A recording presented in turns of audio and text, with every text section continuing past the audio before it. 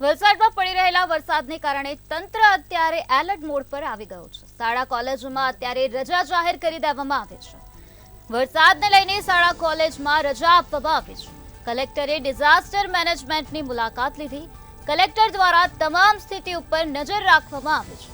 જિલ્લાના 49 રસ્તાઓ ભારે વરસાદના કારણે બંધ થયા છે। તો મધુબન ડેમમાં પાણીની ભારે આવક નોંધાઈ છે, ત્યારે ડેમમાંથી પાણી છોડતા નીચાણવાળા વિસ્તારમાં એલર્ટ કરી દેવામાં આવ્યા છે।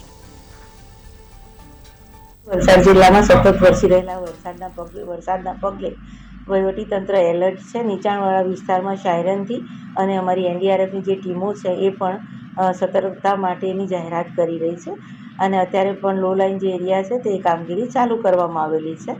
લોકોને અમારી એક નમ્ર અપીલ છે વહીવટીતંત્ર તરફથી કે જ્યારે વરસાદ વધુ હોય ત્યારે ઘરની બહાર ન નીકળવા માટે એક અપીલ છે। સાથે સાથે વહીવટીતંત્ર તરીકે અમે એક જાહેરનામું પણ બહાર પાડેલું છે કે જ્યાં ડીપનો એરિયા હોય ત્યાં એ લોકો અત્યારે ક્રોસ ના કરે। પોલીસ તંત્રને પણ એલર્ટ કરેલું છે કે જ્યાં ડીપ છે ને ઓવરટેપિંગ થઈને વરસાદ જતું હોય ત્યાં કોઈ પણ બાઇકવાળા અથવા તો ગાડીવાળા ત્યાંથી પસાર થવાની હિંમત ના કરે અને ત્યાં કોઈ પણ ન નીકળે એ માટે જીઆરડીના જવાનો પણ તૈનાત કરેલા છે। વધુમાં